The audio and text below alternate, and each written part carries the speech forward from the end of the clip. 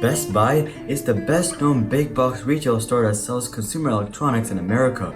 Recently, they have had some trouble as Amazon has started to grow. However, they have been able to successfully combat that. But did you know about Best Buy's miserable failure in China? Make sure to stick around till the end to find out.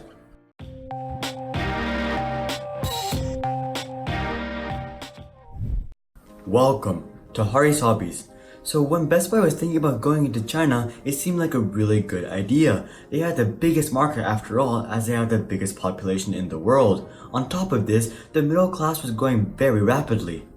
And the cherry on top was that most electronics manufacturing already took place in China, and so its proximity would really help out as well. Also, Best Buy didn't just randomly enter the market, they actually studied it for 3 years. But clearly, that wasn't enough. When they entered, they bought a majority stake in a local retailer named Jiangsu 5-Star Appliance in 2006. From there, they started their operations and branded 9 of those stores as Best Buy stores, which mimicked American stores. Everything from the layout to organization to sales tactics were identical to American Best Buy stores. They made sure to hire knowledgeable staff members who could actually guide customers and give recommendations and tell them what to look out for. And they sold staple American products including home entertainment systems, laptops, and computers. But unfortunately, the influx of customers that they were hoping for never materialized, and within 5 years they were struggling severely. They had a measly 1.8% market share and closed all of their branded stores in 2011. But they continued 5-Star Appliance, which they had completely bought out in 2008, as they hoped that this would propel growth. Then CEO Brian Dunn really wanted to focus on the mobile sections of these stores. But soon enough, 5-Star also failed in China, and Best Buy mostly withdrew from the country. So, what happened to Best Buy and why did they fail in China? For starters, China has a lot of counterfeits, and this really hurt Best Buy's business.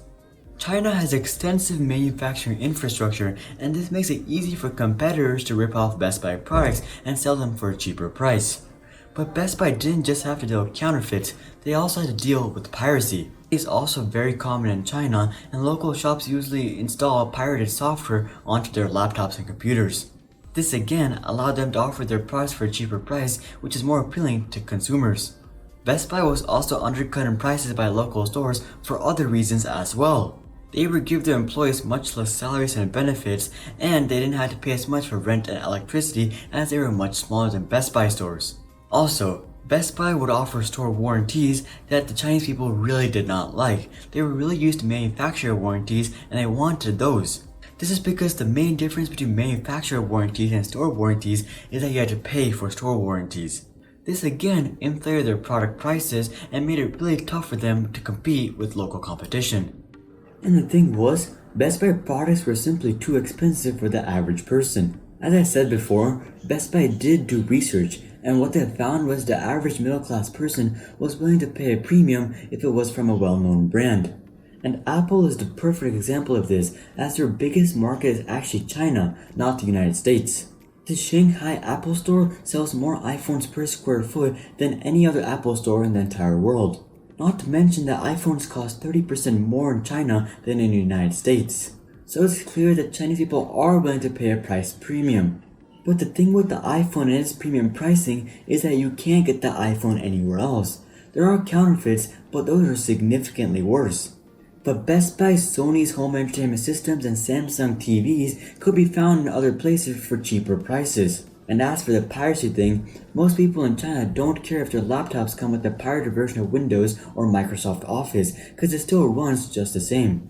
With iPhone counterfeits, you can't get the same performance and quality, but here, it's just a moral issue. And the thing was, Best Buy didn't provide an adequate explanation as to why they were charging premium prices. Their target audience, the middle class, didn't understand why Best Buy's products were more expensive, and this led them to flock to the cheaper stores. Also, Best Buy stores were way too large. Best Buy clearly did not do their research, as this was not even close to their normal size of local retailers. They opened good old big box stores just like in America, as they thought that this would help sales, but this simply inflated expenses, which was reflected in the pricing. And these large stores were also located very far away from houses. China does have one of the highest car adoption rates, but their traffic is terrible. This, along with the lack of parking, made most consumers prefer local stores that were closer to home. There was also a government ban on giving out free shopping bags, and so consumers had to buy shopping bags each time. This made consumers go shopping more often and buy less items each time so they can carry it home without using bags. And of course, that also made them prefer closer neighborhood stores. Instead, what they should have been doing is localizing stores matching the local retail format. That would have created a much more even playing field and given Best Buy an actual chance. Deno, the president of Asian Best Buy stores, says that the retailer's moves in Asia were stupid and arrogant. They replicated US store models, which was a bad decision.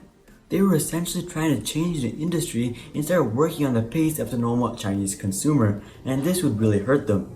Their stores were not positioned well, and this limited their geographic reach. They did have 184 five-star stores, but a majority of these stores were placed in the eastern province of Jiangsu. This heavily limited their reach and was evident in retailer standings. In 2013, 5-Star was the 18th largest retailer in China. While this may sound good, most of their competitors were ahead of them. Their competitors' stores were spread across China and they were aggressively opening new locations. And that brings me to the point that Best Buy had to deal with intense competition from local giants. It wasn't just the local stores who were undercutting Best Buy's prices, but there was huge local giants that knew exactly what the consumers wanted. Gome and Suning posed great competition to retail locations of Best Buy, and JD.com and Tmall created a huge e-commerce competition as well. And to make it all worse, at this point, the Chinese economic growth was actually slowing down. And a combination of all of these issues, along with the fact that Best Buy is incurring massive losses even in America, made it so that the most logical decision was to sell all of their Chinese stores and focus on North American market. And this was the end of Best Buy's adventures in China, and they exited the market in 2014. Best Buy ended up selling their 184 five-star stores to a domestic real estate firm called Zhejiang Zheyun Group. But the financial terms of the deal were not disclosed.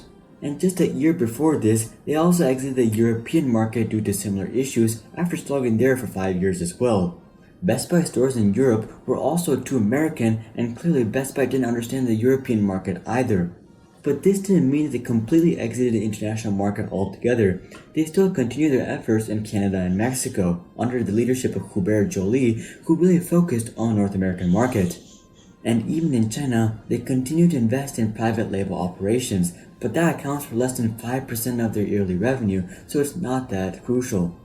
And with that, Best Buy was back to really focusing on the North American market once again. Best Buy is a classic example of a huge American store failing internationally. There are other huge stores who have had similar experiences, like Target in Canada, Starbucks in Australia, Walmart in Germany, and Home Depot in, again, China. The main problem that was common to pretty much all of these downfalls was not adapting and localizing to local cultures. They were trying to force what worked in America onto these foreign markets. And this resulted in huge losses for all of these companies. But it was a good move for Best Buy to actually exit China. This really allowed them to focus on the North American business, which was also dying. And that was essential in avoiding bankruptcy and putting Best Buy back on the right track. But that's all I have for you guys on why Best Buy failed in China. Make sure to comment down below what company you would like me to cover next. Also, if you guys liked this video, make sure to drop a like and consider subscribing if you would like to see more videos just like this one. But until then, I'm Hari, and I'll see you guys on the next one.